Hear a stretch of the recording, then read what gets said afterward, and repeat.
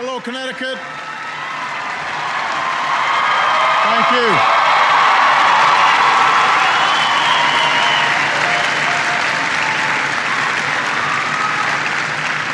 Well, thank you so much, everybody. Let me begin by thanking Nicole and Ian for your brave words.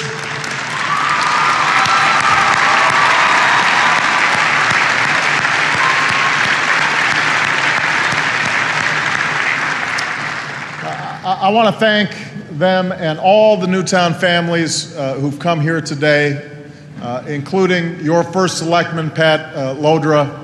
Nobody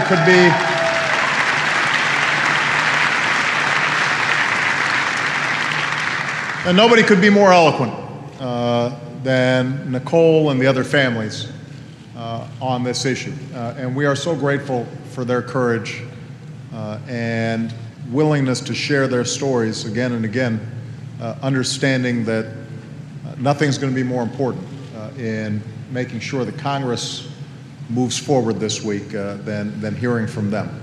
I want to thank all the educators from Sandy Hook Elementary who've come here as well.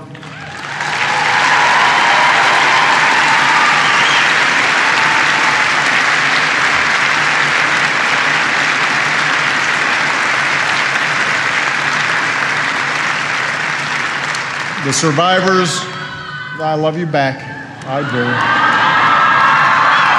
The survivors who still mourn and grieve, but are still going to work every day to love and raise those precious children in their care as fiercely as ever. I want to thank Governor Malloy for his leadership. Very proud of him. I want to thank the University of Hartford for hosting us this afternoon.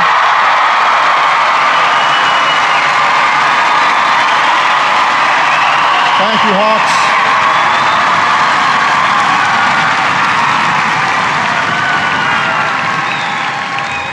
And I want to thank the people of Connecticut for everything you've done to honor the memories of the victims, because you're part of their family as well. One of your recent alumni, Rachel Davino, was a behavioral therapist at Sandy Hook. Two alumni of your performing arts school, Jimmy Green and Nelba Marquez Green, lost their daughter, Anna, an incredible, vibrant young girl who looked up to them and learned from them and inherited their talents by singing before she could talk. So every family in this state was shaken by the tragedy of that morning. Every family in this country was shaken. We hugged our kids more tightly. We asked, what could we do as a society to help prevent a tragedy like that from happening again? And as a society, we decided that we have to change. We must. We must change.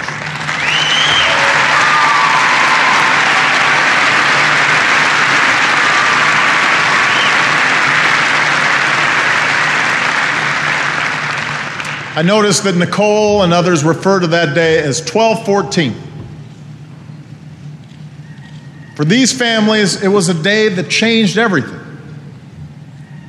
And I know many of you in Newtown wondered if the rest of us would live up to the promise we made in those dark days.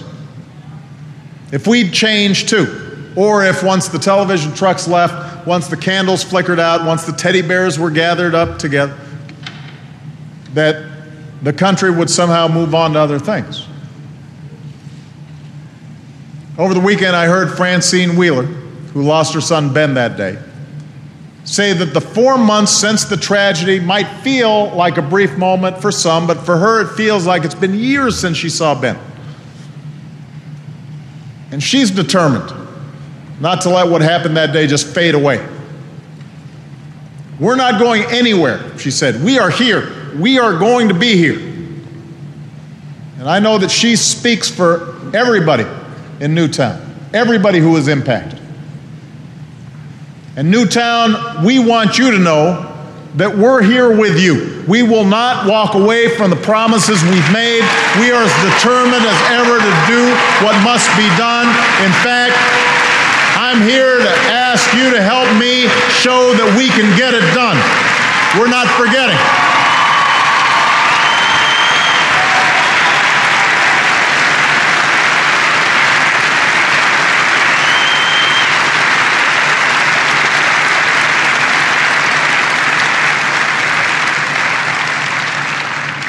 We can't forget.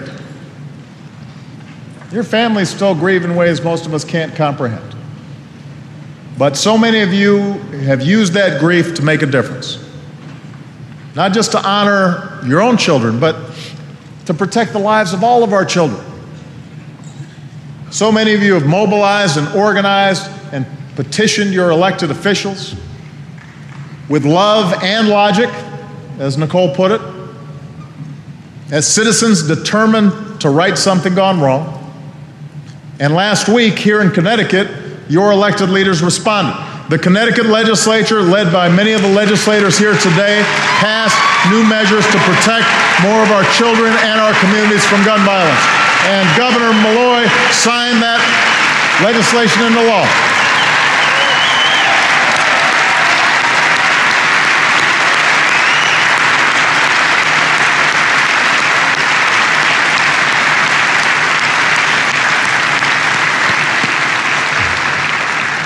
So I want to be clear. You, the families of Newtown, people across Connecticut, you helped to make that happen. Your voices, your determination made that happen.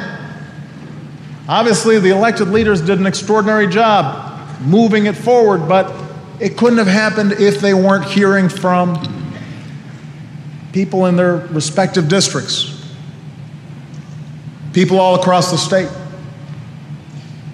That's the power of your voice. And by the way, Connecticut's not alone. In the past few months, New York, Colorado, Maryland have all passed new common sense gun safety reforms as well.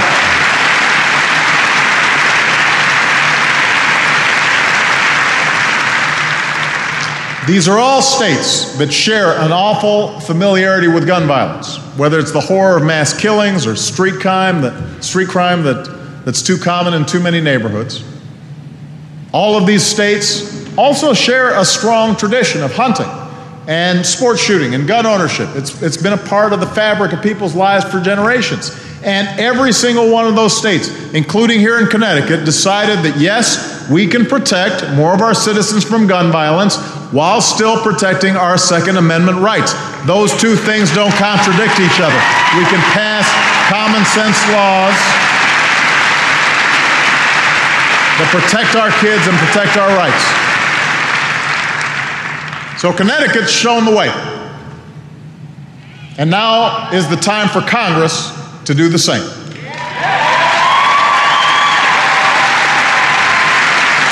Now's the time for Congress to do the same. This week is the time for Congress to do the same.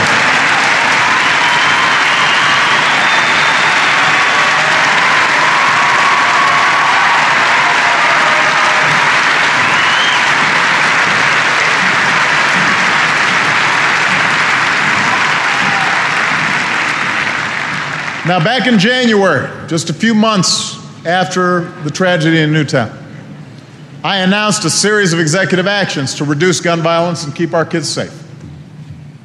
And I put forward common sense proposals, much like those that passed here in Connecticut, for Congress to consider. And you'll remember in my State of the Union address, I urged Congress to give those proposals a vote. And that moment is now. As soon as this week, Congress will begin debating these common sense proposals to reduce gun violence. Your senators, Dick Blumenthal and Chris Murphy, they're here. Your representatives, John Larson, Rosa DeLauro, Elizabeth Esty, Jim Himes, Joe Courtney, they're all pushing to pass this legislation.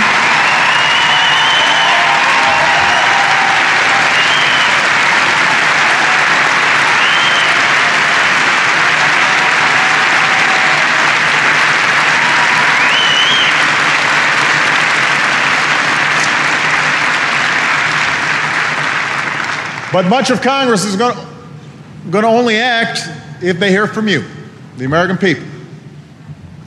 So here's what we have to do. I appreciate that. Here's what we've got to do. We have to tell Congress it's time to require a background check for anyone who wants to buy a gun so that people who are dangerous to themselves and others cannot get their hands on a gun. Let's make that happen.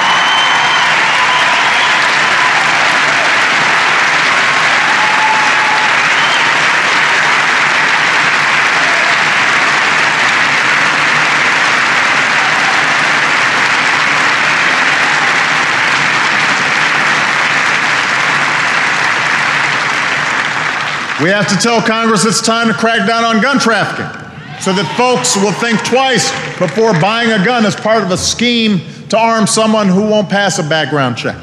Let's get that done.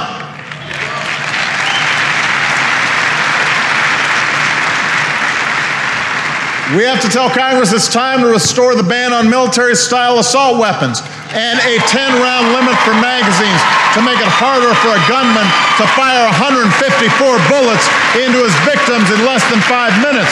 Let's put that to a vote.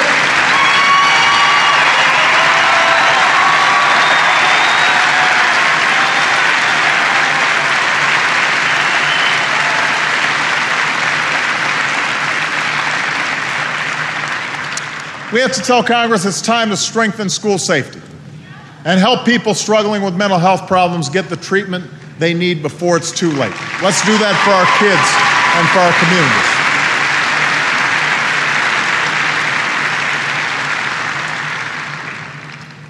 Now, I know that some of these proposals inspire more debate than others, but each of them has the support of the majority of the American people.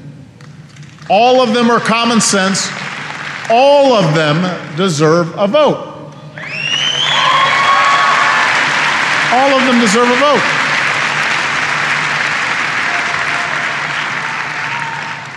Consider background checks.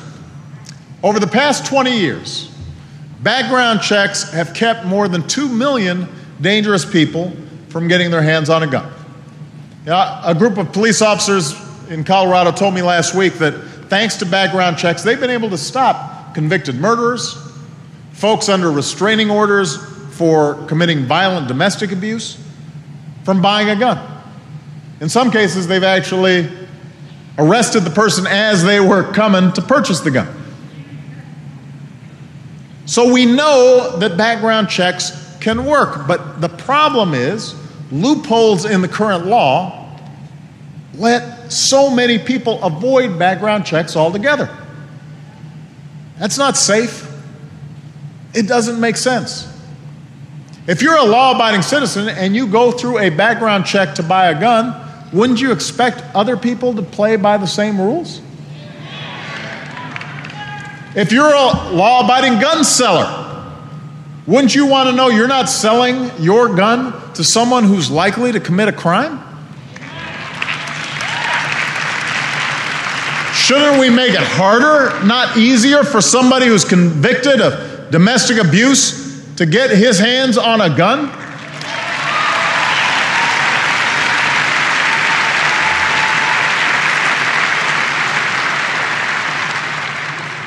It turns out 90% of Americans think so. 90% of Americans support universal background checks. Think about that. How often do 90% of Americans agree on anything? And yet 90% agree on this. Republicans, Democrats, folks who own guns, folks who don't own guns, 80% of Republicans, more than 80% of gun owners, more than 70% of NRA households. It is common sense. And yet, there's only one thing that can stand in the way of change that just about everybody agrees on, and that's politics in Washington. You would think that with those numbers, Congress would rush to make this happen. That's what you would think.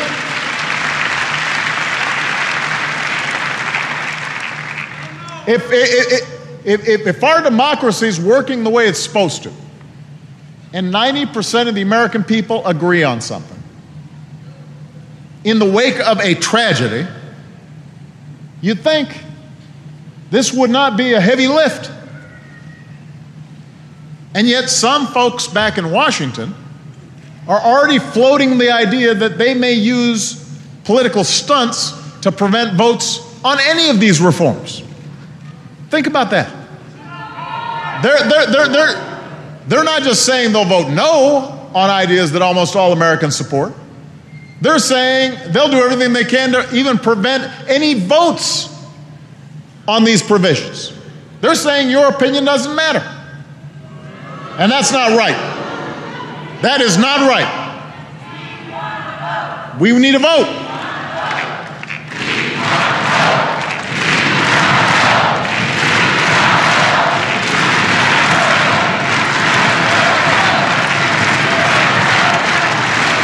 We need a vote.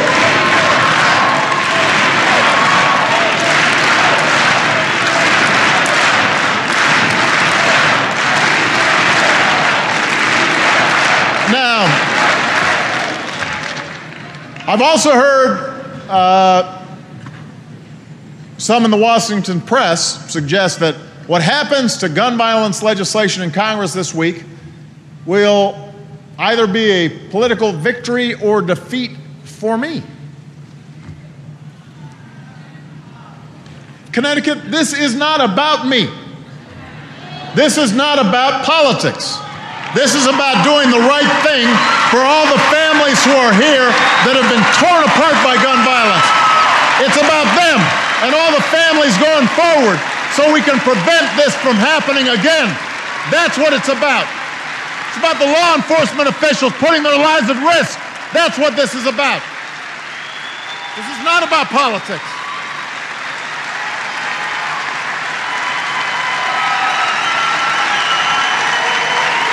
This is not about politics.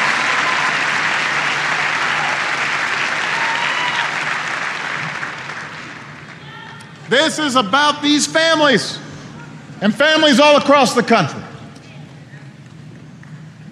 who are saying, let's make it a little harder for our kids to get gunned down.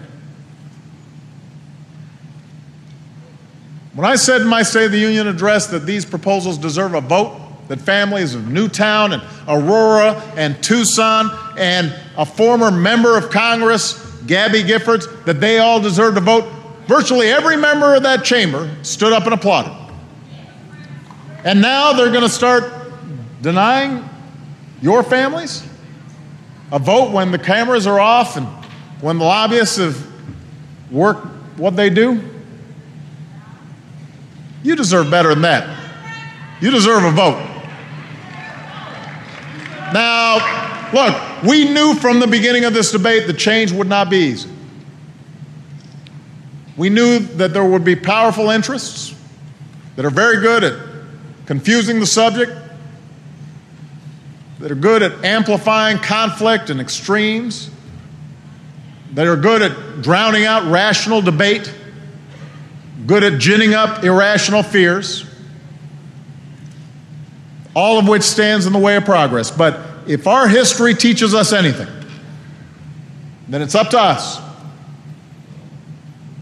the people, to stand up to those who say we can't or we won't. Stand up for the change that we need. And I believe that that's what the American people are looking for. You know, when I first ran for this office, I said that I did not believe the country was as divided as our politics would suggest. And I still believe that. I know sometimes when you watch cable news or talk radio or you browse the internet, you'd think, man, everybody just hates each other. Everybody's just at each other's throats. But that's not how most Americans think about these issues. There are good people on both sides of every issue. So if we're going to move forward, we can't just talk past one another. We've got to listen to one another. That's what Governor Malloy and all these leaders did. That's why they were able to pass bipartisan legislation.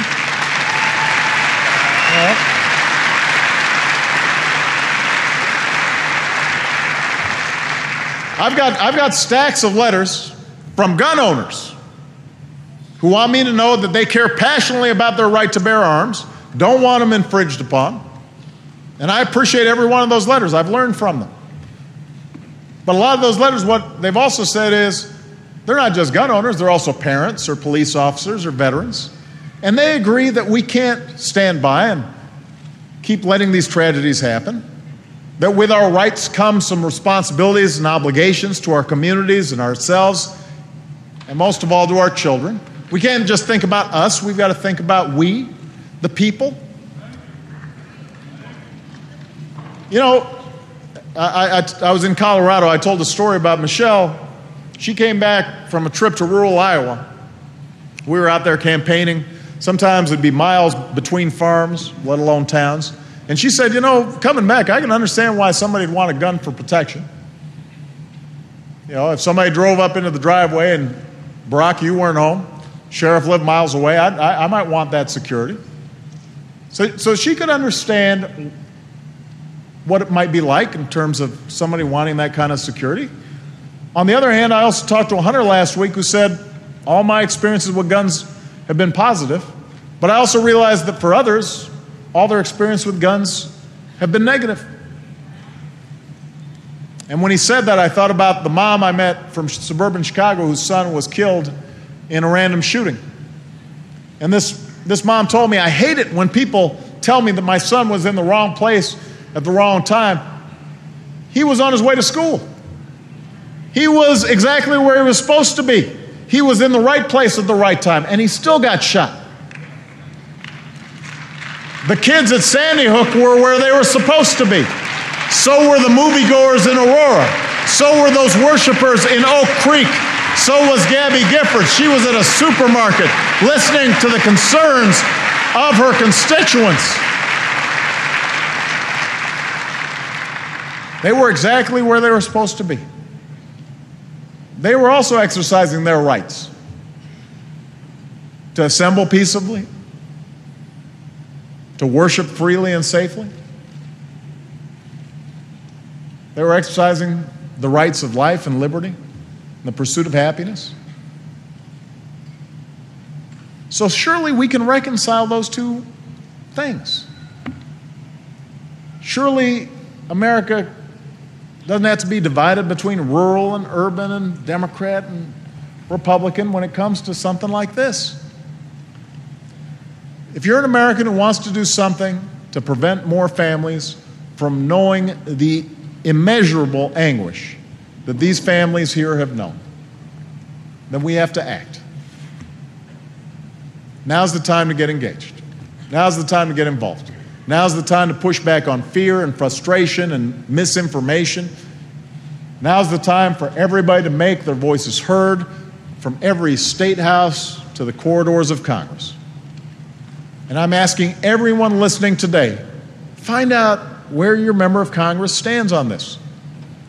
If they're not part of the 90% of Americans who agree on background checks, then ask them, why not? Why wouldn't you want to make it easier for law enforcement to do their job? Why wouldn't you want to make it harder for a dangerous person to get his or her hands on a gun? What's more important to you? Our children or an A grade from the gun lobby? You know, I've heard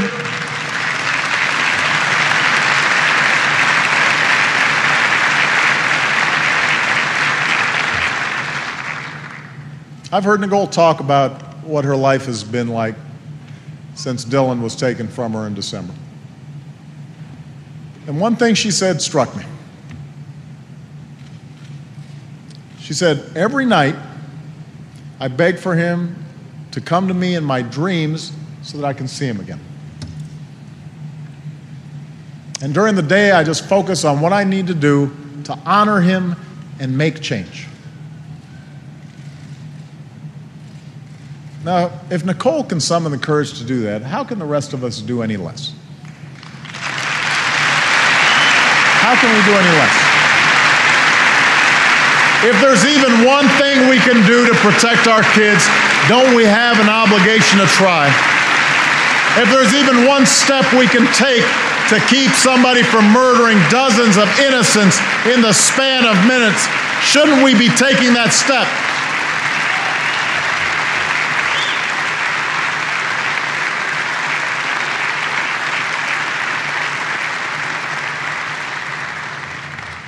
If there's just one thing we can do to keep one father from having to bury his child,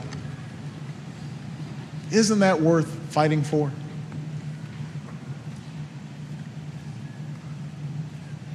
I've got to tell you, I've had tough days in the presidency. I've said this before. The day Newtown happened was the toughest day of my presidency. But I got to tell you, if we don't respond to this, that'll be a tough day for me too. Because we've got to expect more from ourselves. And we've got to expect more from Congress. We've got to believe that, every once in a while, we set politics aside and we just do what's right. We've got to believe that. And if you believe that, I'm asking you to stand up. If you believe in the right to bear arms like I do, but think we should prevent an irresponsible few from inflicting harm, stand up. Stand up.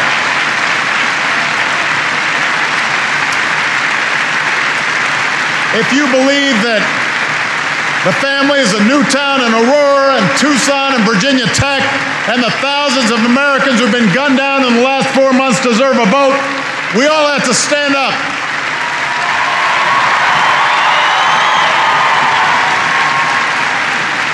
You want the people you send to Washington to have just an iota of the courage that the educators at Sandy Hook showed when danger arrived on their doorstep, then we're all going to have to stand up. And if we come together and raise our voices together and demand this change together, I'm convinced cooperation and common sense will prevail. We will find sensible, intelligent ways to make this country stronger and safer for our children.